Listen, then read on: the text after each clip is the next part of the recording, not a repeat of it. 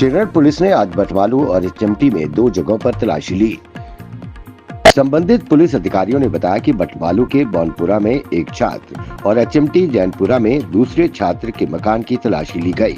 दोनों आरोपियों के बारे में कहा जा रहा है कि वो छात्र हैं और सोशल मीडिया के जरिए कथित तौर पर आतंकी हैंडलरों के साथ संपर्क में थे। पुलिस ने दोनों को पूछताछ के लिए हिरासत में ले लिया है, लेकिन आधिकारिक तौर पर इस तथ्य की पुष्टि नहीं हुई है। ये दोनों इंटरनेट मीडिया पर जिहादी सामग्री के प्रचार प्रसार के अलावा स्थानीय युवाओं को आतंकी गतिविधियों के लिए उकसाते थे। ये दोनों कश्मीर के हालात को लेकर तथ्यों को तोड़ मरोड़ कर इंटरनेट मीडिया के विभिन्न प्लेटफॉर्म्स पर साझा करते थे। आतंकवादियों और अलगाववादियों के परिस्थिति तंत्र के समूल नाश की अपनी प्रतिबद्धता को जताते हुए उपराज्यपाल मनोज सिन्हा ने बीते दिन 2 सरकारी कर्मचारियों को बर्खास्त कर दिया। इसमें से एक शिक्षा विभाग में लेक्चरर है और एक स्वास्थ्य विभाग में फार्मासिस्ट है। साल 2020 में जम्मू कश्मीर में शासन की बागडोर संभालने के साथ ही उपराज्यपाल मनोज सिन्हा ने प्रदेश के सरकारी तंत्र को आतंकियों और अलगाववादियों की मदद कर रहे व्हाइट कॉलर आतंकियों से मुक्त कराने का अभियान चलाया। इस अभियान के तहत 75 सरकारी अधिकारियों व कर्मियों को सेवा मुक्त कर दिया गया है। इनमें नायब तहसीलदार, डॉक्टर, प्रोफेसर और डीएसपी रैंक का पुलिस अधिकारी भी शामिल है।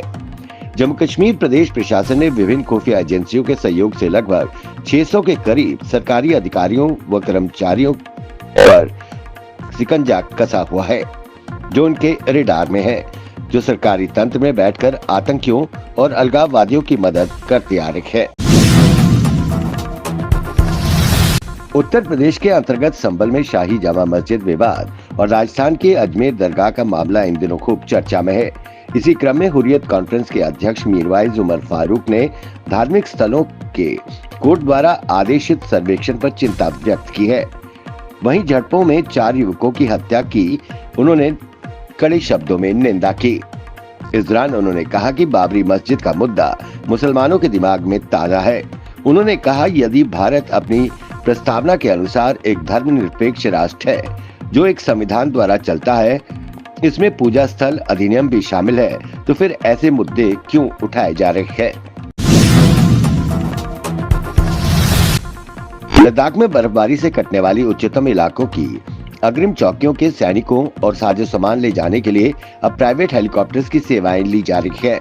नॉर्दर्न कमांड की 44 अग्रिम चौकियों में डटे सैनिकों को छुट्टी पर जाने के लिए सेना और वायुसेना के हेलीकॉप्टर्स के लिए इंतजार नहीं करना पड़ेगा।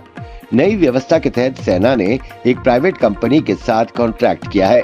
इसके तहत सर्दियों में 150 दिन तक प्राइवेट कंपनी हेलीकॉप्टर सेवा में सेना को सहयोग देगी। यूथ नेशनल कॉन्फ्रेंस के नेता व मुख्यमंत्री उमर अब्दुल्ला के बेटे जमीर अब्दुल्ला और जहीर अब्दुल्ला ने भी जम्मू में अपनी राजनीतिक सक्रियता बढ़ा दी है। दोनों भाई शेर कश्मीर भवन जम्मू में YNC पदाधिकारियों की बैठक में मौजूद थे। इस दौरान उन्होंने युवाओं के सामने बढ़ती चुनौतियों के लिए भाजपा पर निशाना साधा। उन्होंने कहा कि भर्ती घोटालों और बेरोजगारी से युवा आहत हैं। दोनों युवा नेता ने कहा कि युवाओं के सामने आ रही चुनौतियों के समाधान के लिए नेशनल कॉन्फ्रेंस प्रतिबद्ध है।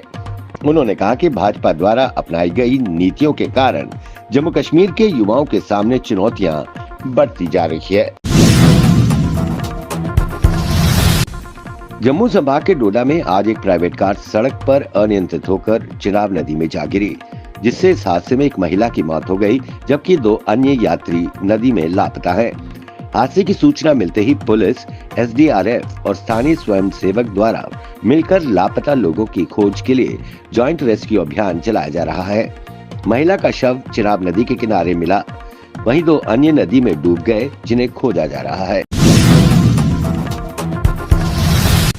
उत्तर प्रदेश के संभल में हुई हिंसा में मारे गए लोगों के परिजनों को समाजवादी पार्टी 5-5 लाख रुपए की आर्थिक सहायता देगी। सपा प्रमुख अखिलेश यादव ने सहायता राशि देने की घोषणा की।